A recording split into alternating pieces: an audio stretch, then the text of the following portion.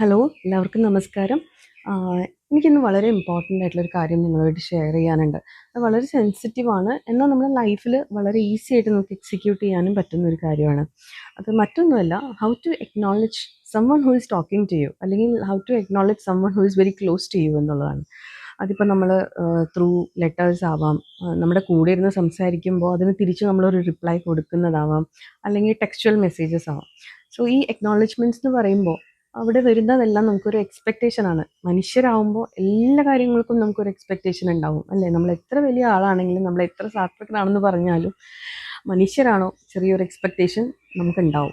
ആ എക്സ്പെക്റ്റേഷൻ വെച്ചാണ് നമ്മൾ ജീവിക്കുന്നത്, അല്ലെങ്കിൽ നമുക്ക് ജീവിതം ഒന്നും അല്ലാതായിത്തീരും. ഓക്കെ, സോ നമുക്ക് ബാക്ക് ടു ടോപ്പിക്കിലേക്ക് വരാം. അക്നോളജ്മെൻറ്റ്സ് എന്ന് പറയുമ്പോൾ നമുക്ക് 3 ടൈപ്സ് ഓഫ് അക്നോളജ്മെൻറ്റ്സ് ഞാനത് പറയും. ഒന്ന് വെർബൽ അക്നോളജ്മെൻറ്റ്സ് ആണ്, second one is known verbal acknowledgements, third one is textual acknowledgements. So ഇതിൽ വെർബൽ അക്നോളജ്മെൻറ്റ്സ് എന്ന് പറയുമ്പോൾ ഇപ്പോൾ നമ്മൾ സംസാരിക്കുന്ന സമയത്ത് നമുക്ക് തിരിച്ച് നമ്മുടെ അടുത്ത് ഒന്നോ രണ്ടോ ക്വസ്റ്റ്യൻസ് ചോദിക്കുക. നമ്മൾ പറയുന്ന ടോപ്പിക്കിനെ കുറിച്ച് ഞാൻ ലിസൺ ചെയ്യുന്നുണ്ട് എന്ന് അവരെ ധരിപ്പിക്കാൻ വേണ്ടി നമ്മൾ ഒന്നോ രണ്ടോ ചോദ്യങ്ങൾ ചോദിക്കുന്നു. അതിന് റെസ്പോൺസ് കൊടുത്തുകൊണ്ടിരിക്കുന്നു. വെർബലായി തന്നെ, സംസാരത്തിലൂടെ തന്നെ നമ്മൾ റെസ്പോണ്ട് ചെയ്തുകൊണ്ടിരിക്കുന്നു.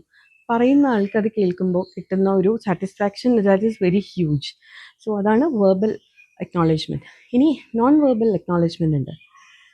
നമ്മൾ സംസാരിച്ചുകൊണ്ടിരിക്കുന്ന സമയത്ത് നമുക്ക് ജസ്റ്റ് ഒരു ഇങ്ങനെ ഒന്ന് തലയാട്ടിക്കൊണ്ടൊന്ന് അക്നോളജ് ചെയ്യാം, അല്ലേ? Nodding your head, by nodding your head, കണ്ണിലൂടെ, എക്സ്പ്രഷനിലൂടെ നമുക്ക് അക്നോളജ് ചെയ്യാൻ പറ്റും. ഈ രീതിയിലെല്ലാം നോൺ വെർബൽ അക്നോളജ്മെൻറ്റ്സ് നമുക്ക് ചെയ്യാൻ പറ്റും. ഇങ്ങനെയും നമുക്ക് ആ ആളുടെ എന്താ പറയുക, അയാളെ നമ്മളെ ആക്സെപ്റ്റ് ചെയ്യുന്നു എന്നുള്ളത് നമുക്ക് ധരിപ്പിക്കാനായിട്ട് സാധിക്കും. ഇനി മൂന്നാമത്തേത്, which is very very important. ഇപ്പോഴത്തെ കാലത്ത് നമ്മൾ മൊബൈൽസാണ് കൂടുതലും ഡിപ്പെൻഡ് ചെയ്യുന്നത്, അല്ലേ? ടെക്സ്ച്വൽ മെസ്സേജസ്, വോയിസ് മെസ്സേജസ്, അല്ലേ? മൊബൈൽ എടുക്കുന്നു, വോയിസ് റെക്കോർഡ് ചെയ്യുന്നു, സെൻഡ് ചെയ്യുന്നു. ഇപ്പോൾ വോയിസ് ട്രാൻസ്ലേറ്റ് ചെയ്ത് ടെക്സ്റ്റ് ആക്കാൻ ഉള്ള പ്രൊവിഷൻസും ഈസിലി അവൈലബിൾ ആണ് വാട്സാപ്പിലൊക്കെ. സോ നമ്മൾ കൂടുതലും ഡിപ്പെൻഡൻ്റ് ആണ് നമ്മുടെ ഫോണിലും വാട്സാപ്പിലും ഒക്കെ, അല്ലേ? നമ്മളവിടെ എന്താ എക്സ്പെക്റ്റ് ചെയ്യുന്നത്? നമ്മളൊരു മെസ്സേജ് അയക്കുന്നു, നമ്മൾ നോക്കുന്നു, സിംഗിൾ ടിക്ക് നോക്കുന്നു, ഡബിൾ ടിക്ക് നോക്കുന്നു, blue tick, double blue tick നോക്കുന്നു, അല്ലേ? ഇത് ഞാൻ നേരിട്ട് കണ്ടതാണ്, എനിക്ക് വിഷമം തോന്നിയ ഒരു കാര്യമാണ്.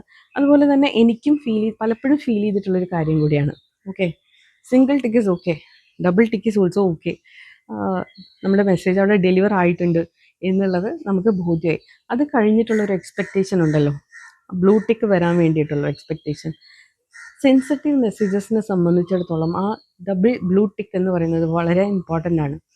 ആ ബ്ലൂ ടിക്ക് വന്നു കഴിഞ്ഞാൽ നമ്മൾ എക്സ്പെക്റ്റ് ചെയ്യുന്നത് തിരിച്ചൊരു റിപ്ലൈ ആണ്. അതൊരു യെസ് ആയിരിക്കാം, ഒരു നോ ആയിരിക്കാം, അല്ലെങ്കിൽ നോട്ടഡ് എന്ന് പറഞ്ഞൊരു മെസ്സേജ് ആയിരിക്കാം.